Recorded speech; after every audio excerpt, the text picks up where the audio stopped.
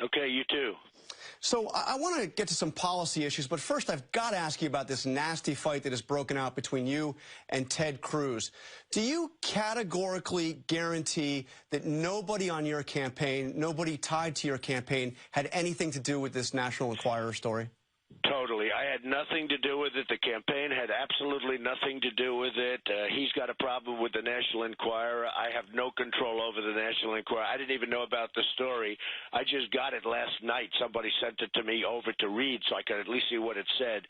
I had nothing to do whatsoever with the National Enquirer, and neither did the campaign. And I will tell you, for him to try and say that I had to do with it, try and put the shoe on the other foot is disgraceful. And by the way, he's the one that started it. And from what I hear, he and his campaign went out and bought the cover shoot. Melania did a cover shoot for GQ, a very strong modeling picture, no big deal. But it was a cover shoot for GQ, big magazine, and it was, fine. And from what I hear, somebody bought the rights to it, and he was the one, or his campaign bought the rights, and they gave it to the super PAC. And just so you understand, that super PAC is very friendly to Ted Cruz. He knew all about it 100%. So he started it. I didn't start it. But let me ask you, this story, this that we see in the National Enquirer, this kind of rumor mongering, should this kind of thing just be off limits? Do you condemn this story? I don't care. I mean, really, I don't care. The National Enquirer did a story. It was their story. It wasn't my story. It was about Ted Cruz. I have no idea whether it was right or not. They actually have a very good record of being right, but I have absolutely no idea. Frankly, I said, I hope it's not right. Let's go back to the thing that started this all off. You mentioned it, of course, in fairness, you did not start this. This started with that Super PAC ad featuring Melania. But in response... And he's very close to the Super PAC, just so you understand. And there's no way in a million years that Super PAC did that without his absolute knowledge.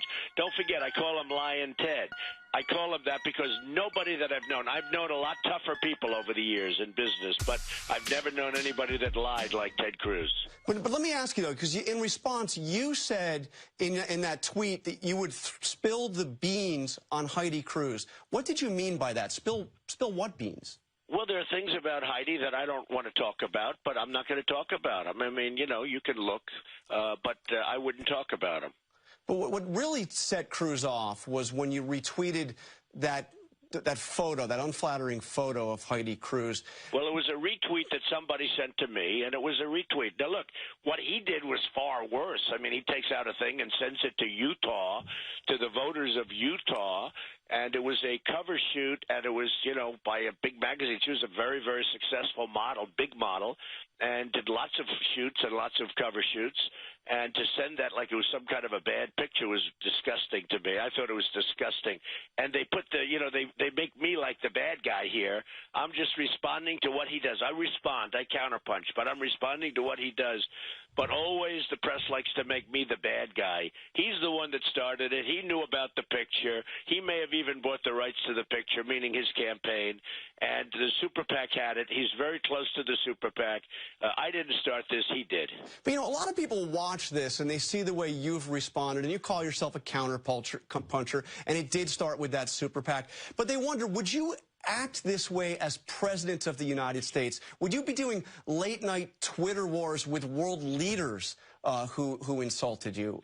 It's a new way of communicating. It's very effective. I've been very effective with it. I have, between that and Facebook, I have like 15 or 16 million followers. It's a great way of communicating. Now, other people don't like it because they have 15 followers. I have, between that and Instagram, I have probably close to 16 million followers. And frankly, it's a great way of communicating as far as I'm concerned, but I'm not going to be doing it very much as president. I will say, I will act in the best interests of our country. I will act to protect our country, whether that's counterpunching or not. Our country is going to be protected, not like it is now where we have nobody at the helm, where we have nobody protecting the interests of our country, where we're being ripped off by every single nation in the world, and we can't even beat ISIS at war. Okay, let's turn to the attacks in Brussels. The State Department has issued an extraordinary warning for all of Europe. Do you think that Europe right now is a safe place for Americans to travel? Well, I'm the only one that predicted it. I said Brussels is a hellhole, and the New York Times mocked me and said a couple of months ago, the New York Times did a big story about how dare Donald Trump say Brussels is a hellhole, how dare they, and then all of a sudden it came out the attack took place at Brussels. I understand what's going on around the world far better than these politicians do. I'm all over, and I have friends that are all over the world. I will tell you, I was really hit hard by the New York Times in an article, how dare I attack Brussels, and now this happened, and you know the biggest thing on the Internet, one of the big things on the Internet was that Trump was 100% right about Brussels. But right now, do you think that that Europe is a safe place for Americans? More to the point, would you feel comfortable traveling to Europe right now with your family? I don't think America is a safe place for Americans. You want to know the truth. I don't think England or I don't think that Europe is a safe place. No, I don't.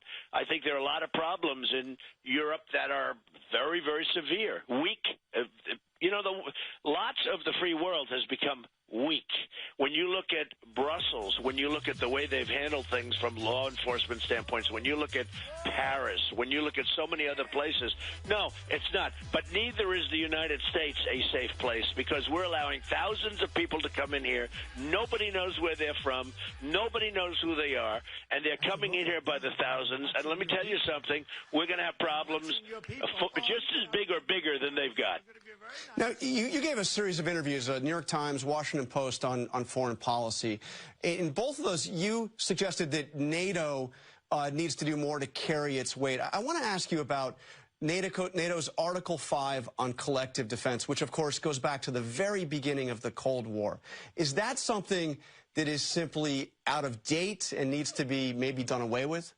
I think NATO is obsolete. NATO was done at a time you had the Soviet Union, which was obviously larger, much larger than Russia is today. I'm not saying Russia's not a threat, but we have other threats. We have the threat of terrorism, and NATO doesn't discuss terrorism. NATO's not meant for terrorism. NATO doesn't have the right countries in it for terrorism. And what I'm saying is that we pay, number one, a totally disproportionate share of NATO. We're spending the biggest, the lion's share is paid for by us, disproportionate to other countries. And if you look at the Ukraine, we're the ones always fighting on the Ukraine. I never hear any other countries even mentioned. And we're fighting constantly. We're talking about Ukraine, get out, do this, do that.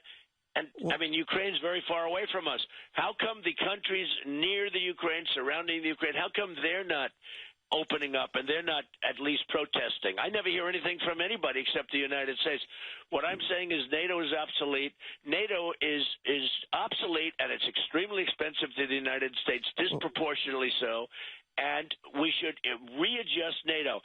And it's going to have to be either readjusted to take care of terrorism, or we're going to have to set up a new coalition, a new group of countries to handle terrorism, because terrorism is out of control. But Ukraine's not a member of NATO. There are no U.S. troops involved in Ukraine. I'm not saying they're a member. What I'm saying about Ukraine is when we want to protect you, when Russia's going into Ukraine, we immediately get NATO. I don't hear from the other countries. I don't hear that having to do with Ukraine. I don't hear from the other countries in NATO. I don't hear from Germany. I only hear from the United States. We've got to, do this, and we're constantly telling Russia what to do. And it's all fine if everybody partakes, but I don't see other people partaking. And then you say, why are we paying, John? Why are we paying disproportionately the cost of NATO? We're paying a tremendous amount more than we should be from the standpoint of proportion. So I look at that. I look at the fact that it was a long time ago. There's nothing wrong with saying that a concept was good, but now it's obsolete or now it's outmoded. Now, it can be trimmed up and it can be reconfigured, and you can call it NATO, but it's got to be changed. I mean, this thing was done many decades ago, and there's nothing wrong with saying it's obsolete, but it is obsolete. And by the way, I took a lot of heat for saying that, and now everyone's agreeing with me. I mean, I'm reading pages of media where now people are agreeing with me. I always take heat. I mean, I listened to somebody this morning on one of your competing channels talking about Washington Post. I gave a very good interview to the Washington Post, and frankly, I thought it was very good. It's very interesting. Everybody was knocking on NATO like they do usually when I talk about illegal immigration. I went I went through hell with illegal immigration. Now everyone's saying Trump is right. When I talked about the problems that we have with trade, now they're all saying Trump is right. Same thing with NATO. When I did that 2 days, I took abuse from the media, falsely. Now people are saying, many people are saying, Trump is right. He's absolutely right about NATO. So let me ask you, you've said that Islam is at war with us. A lot of people wonder, given some of your proposals, whether or not you would go the next step towards internment camps. And I know you've never proposed that, but let me just ask you here now, would you categorically rule out the idea of internment camps for American Muslims? Is that something that just never must... I would rule it out, but we would have to be very vigilant. We're going to have to be very smart. We're going to have to be very vigilant. And if we're not very, very strong and very, very smart, we have a big problem coming up. We've already had the problem. Check out the World Trade Center, okay? Check out the Pentagon. We've already had the problem. But I would say you have to be extremely strong. You have to keep your eyes open. And by the way, Muslims in our country have to report bad acts, okay? When you look at what happened in Europe, in Brussels, where many people knew this thug from last week was living right in the midst of them, right only a few doors down from where he was living previously. They knew he was there. Nobody reported him. Okay, so let me ask you about a petition you may have seen that is gaining strength now with more than 30,000 signatures that is calling on the Republican National Committee to allow delegates at the convention in Cleveland to exercise their Second Amendment rights by carrying guns to the convention.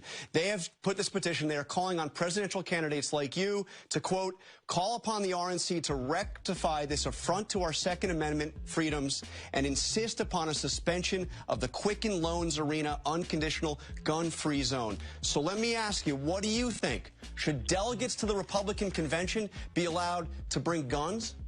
I haven't seen the petition at all. I'm hearing it now for the first time. I will certainly take a look at it, and I'll let you know. But I have not seen the petition. So you're open to the idea of... I have not seen the petition. I want to see what it says. I want to read the fine print. I have to see what it says. I'm a very, very strong person for Second Amendment. I think very few people are stronger, and I have to see the petition. But I'm not going to comment to you when I haven't seen it. You just give me a few words. Okay, because you are, as you said, probably the biggest critic of gun-free zones of any of the candidates. As you said, very strong on the Second Amendment. Forget the petition. What do you think of this idea of having delegates be able to carry guns, exercise their Second Amendment rights? I don't want to forget the petition. I don't want to forget the petition because you're talking about a petition. I will take a look at it. It's the first I hear about it, and frankly, nobody's stronger in the Second Amendment than me. But I would like to take a look at it. Okay, now you're getting closer and closer to getting the delegates you need to clinch the nomination. But look at what happened in Louisiana. You won the state of Louisiana, but it looks like Ted Cruz is coming out of there with more delegates, maybe as many as 10 more delegates, and he's getting them on the key committees that will write the rules for the Republican convention. Is Ted Cruz trying to steal this nomination from you? Well, it tells you what a crooked system we have and what a rotten political system we have. And frankly, I'm millions of votes more than I have millions of votes more than Lion Ted. I have millions of votes more. I have many delegates more. I've won areas, and he's trying to steal things because that's the way Ted works. Okay, the system is a broken system. The Republican tabulation system is a broken system. It's not fair. I have so many millions of votes more. I've brought people into this party by the millions. You understand that. They voted by the millions more. It's one of the biggest stories in all of politics. And what do I have? I have a guy going around trying to steal people's delegates. This is supposed to be America, a free America. This is supposed to be a system of votes where you go out, you have elections, free elections, not elections where I won. I won Louisiana, and now I hear he's trying to steal delegates. Welcome to the Republican Party. What's going on in the Republican Party is a disgrace. I have so many more votes and so many more delegates, and frankly, whoever at the end, whoever has the most votes and the most delegates should be the nominee. And I will beat Hillary Clinton. I haven't even started on Hillary Clinton yet. I only had one little skirmish with her about 2 months ago, and she didn't come out so well. I haven't even started on Hillary Clinton yet. I'm only focused on the two people I have left. All right, Donald Trump, thank you so much for joining us.